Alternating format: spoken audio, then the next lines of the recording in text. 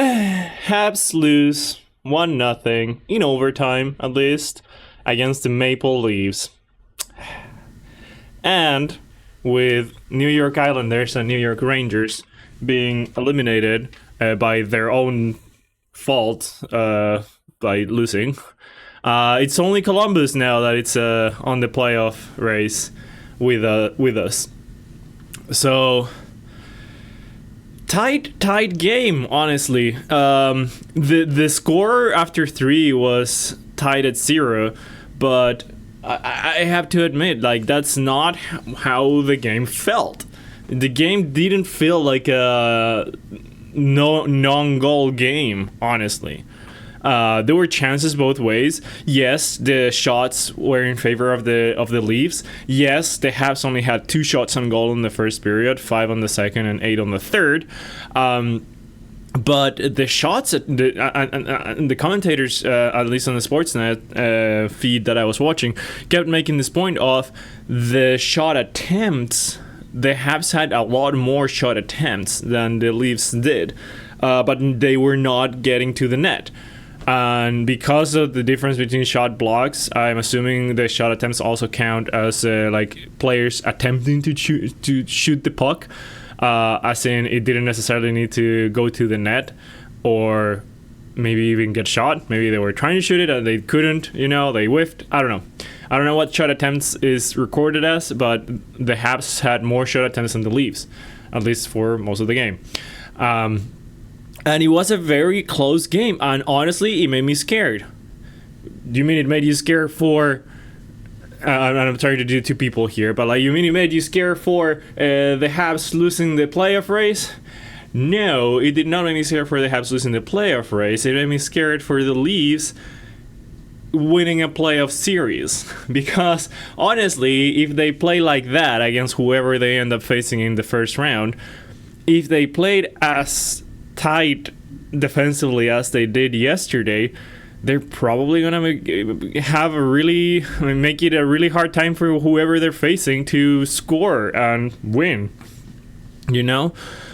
So I have a high Schadenfreude, I think it's called, when I enjoy the Leafs losing. The Habs have not made the playoffs in the last 3 seasons, 3 playoffs, right? Because 4 would be the record, so for the Habs organization.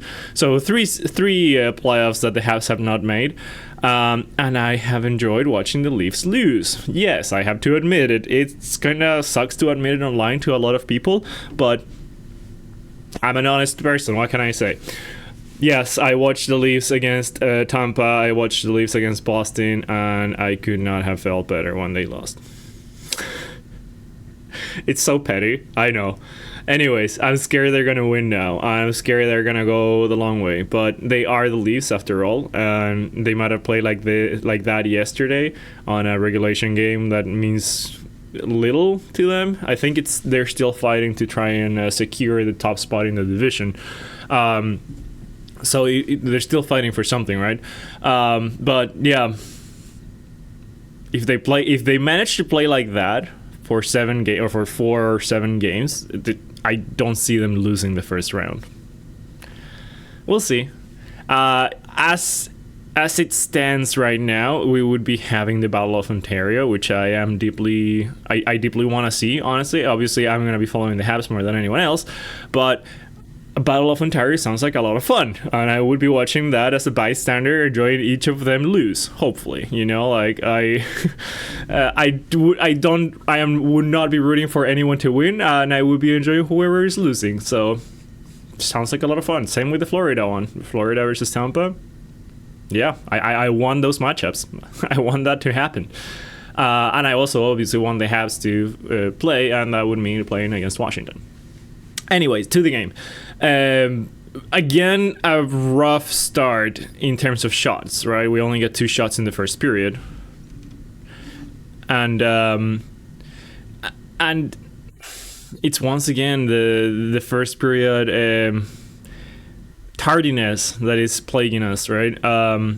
We don't get scored on because we are tighter defensively, but we're not getting anything done offensively. And in a way, you can say it's a good sign that through the periods, the Habs do manage to adapt to what the other team is putting in front of them, right? Because the first period, like I said, they only got 2 shots. So they were, and it's not like they were held in their D zone the whole time, right? Like we had O zone possession, like a few shifts out there with the first line plus Hudson and Gooley. We held the Leafs in their zone for almost 2 minutes. There were a few shifts, very dominant shifts by our first line, where we held the puck in there and we had a lot of scoring chances. Some of them were blocked, some of them were stopped. Stallers, when all the shots that went to Stallers were dangerous shots. Don't quote me on that, but a lot of the shots that went through Stallers were very dangerous shots, and he had to be sharp. And our first line was looking dangerous out there for a few times, right?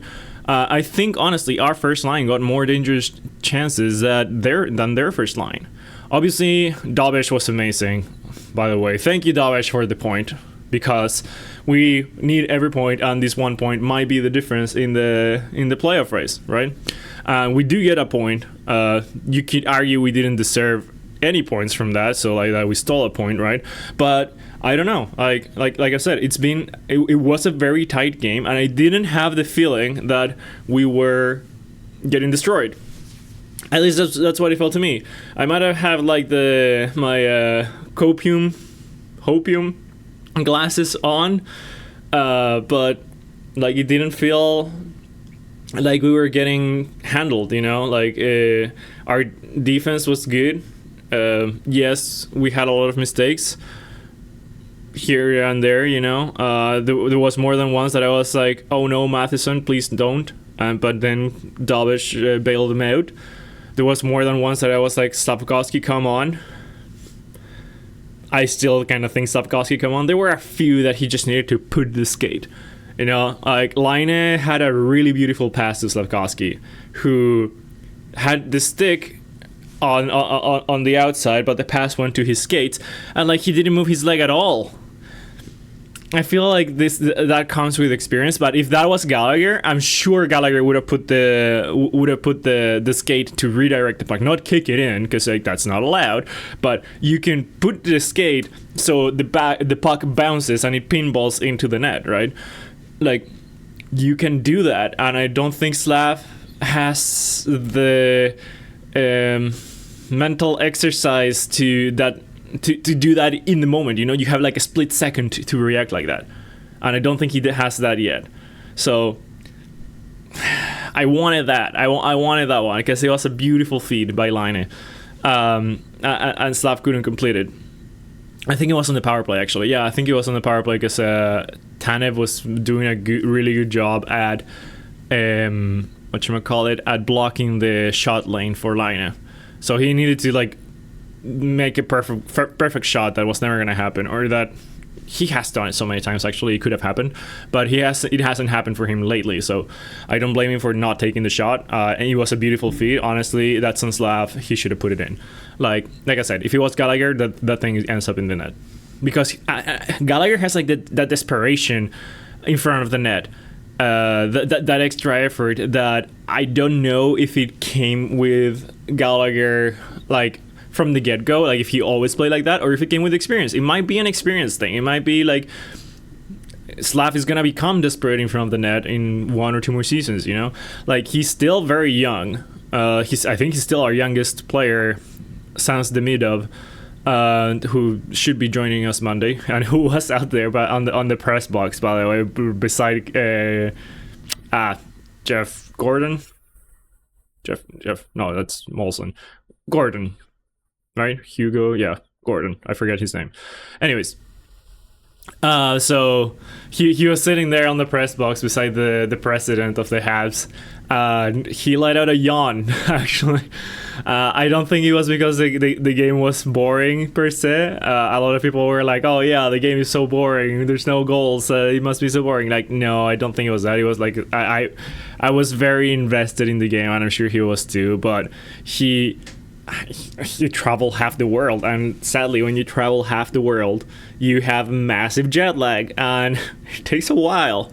It does take a while. I went personally. I moved to. I lived in Chile for most of my life, and then I moved to New Zealand for a few months, which has an 18-hour difference, I think, or 11-hour difference. No, 18 is too much.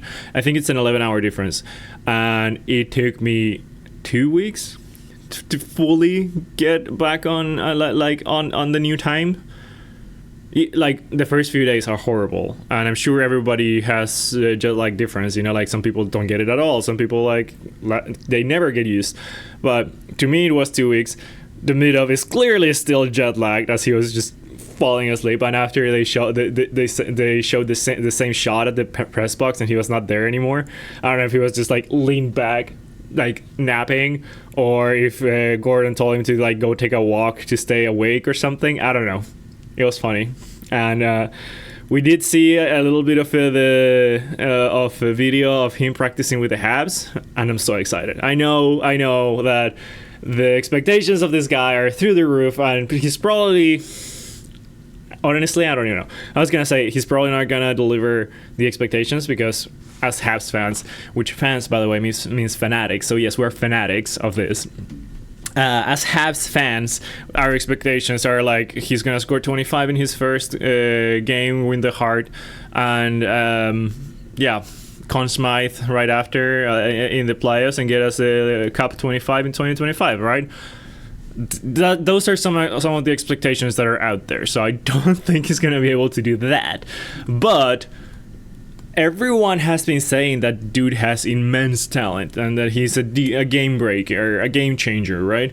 So I am just very excited to see him play.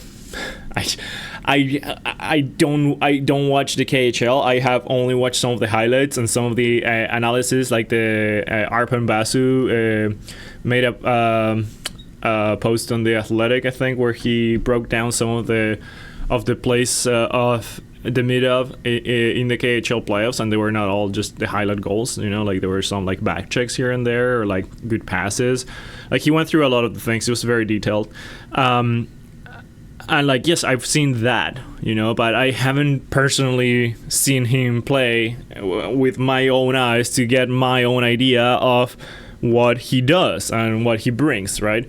So that's why I'm excited. I'm excited to do that on Monday. What else? So Gouli, oh my god, Gouli. He's huge player. Like he's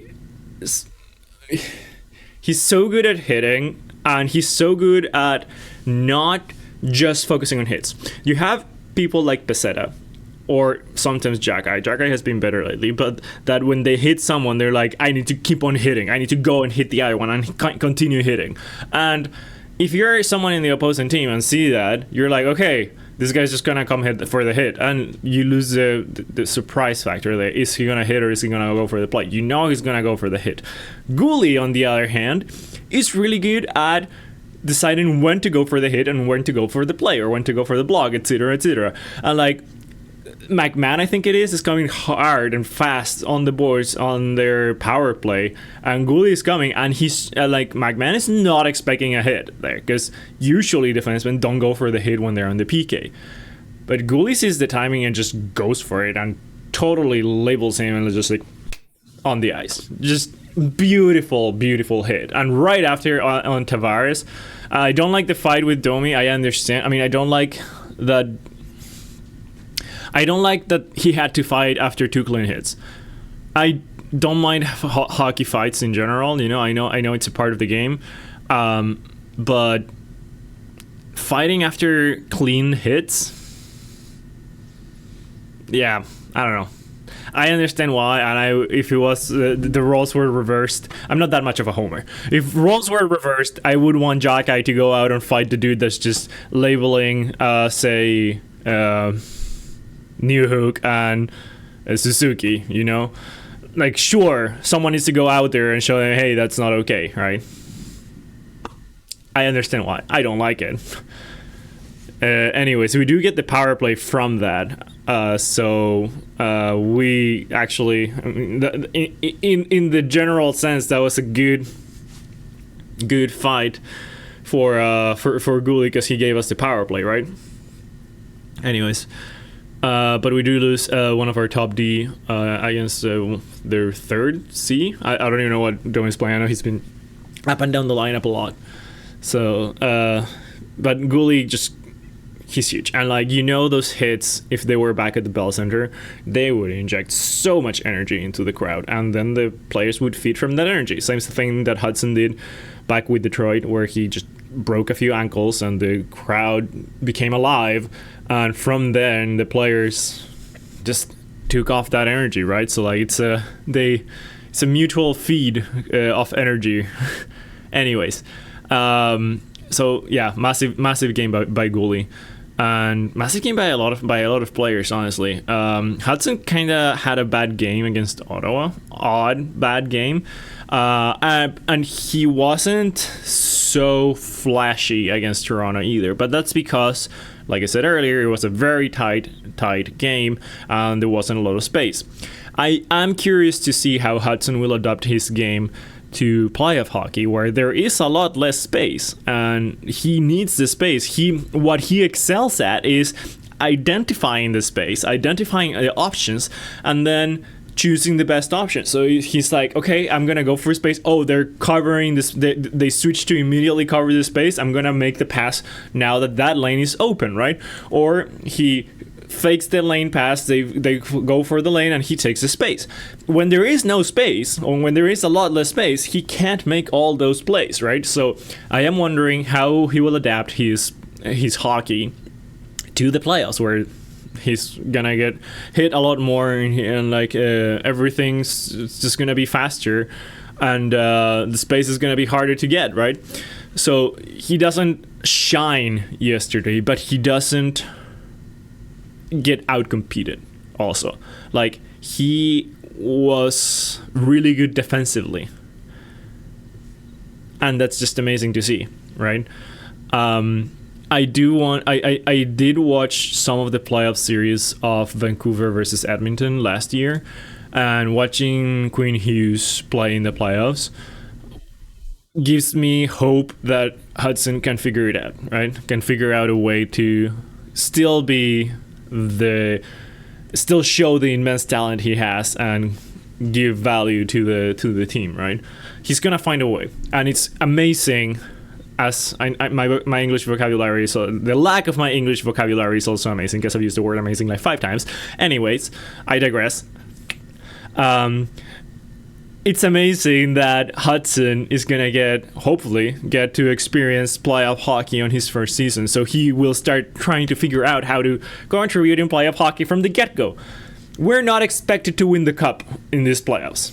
We're expected to gain a lot of experience from these playoffs, so that then these players come into the playoffs next season or the season after and continue, right? And like, continue growing as playoff players, because it's a very different game. And these last few games have been more of a playoff vibe, because every team that is bound for the playoffs are figuring out how they're going to play there as they try to continue in their playoff push. Was there anything else I wanted to mention? I'm forgetting. Anyways, I think I'll stop it there. The Habs lost, so no trivia today. We'll wait until we win again. I'm sure we will at some point. So we have the Blackhawks tomorrow, Monday, at the Bell Center, and we're expected to have Ivan Demidov, make his debut in the Bell Center. So that's gonna be a lot of fun to watch. I can't wait. And it's weird, like, hoping for a Monday. Anyways, I'll see you after that one. Don't forget to leave all your feedback in the comments, the good, the bad. I want to hear it all. Yeah, go Habs go.